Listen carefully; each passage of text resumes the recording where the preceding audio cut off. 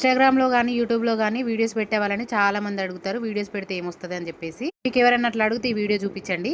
First one, వీడియోలు చేయడం వల్ల పోయేదేం లేదు. కొంచెం టైము మనకి ఇంట్రెస్ట్ ఉంటే కష్టపడ్డట్టు కూడా అనిపించదు. అండ్ సెకండ్ వన్, నువ్వు మంచిగా రీచ్ అయినావనుకో మంచిగా డబ్బులొస్తాయి. రీచ్ రాకపోయినా ఏదో ఒక రోజు రీచ్ వస్తది మనం కష్టపడితే. అండ్ థర్డ్ వన్, మనం వీడియోస్ ఎడిటింగ్ చేస్తా ఉంటాం గదా! ఆ ప్రాసెస్‌లో చాలా నేర్చుకుంటాము. థంబ్‌నెయిల్స్ అవన్నీ ఎడిటింగ్ చేస్తుంటాం గదా! ఎడిటింగ్ చేసే ప్రాసెస్‌లో మన స్కిల్స్ అన్నీ పెరుగుతాయి. అలాగే మన బ్రెయిన్ కూడా షార్ప్ అవుతది. చాలా మంది మనకు సపోర్ట్ చేస్తున్నట్టే అనిపిస్తారు. కానీ రియల్ లైఫ్‌లో సపోర్ట్ చేయరు. వాళ్ళెవరో తెలుస్తది. సంవత్సరానికి ఒక పోస్ట్ పెడితే ఎలాగో లైక్ చేస్తారు. కానీ రోజు పోస్ట్ పెడితే రియల్‌గా ఎవరు సపోర్ట్ చేస్తున్నారు, ఎవరు సపోర్ట్ చేస్తలేరు అనేది తెలుస్తది. అండ్ లాస్ట్‌ది చాలా ఇంపార్టెంట్‌ది.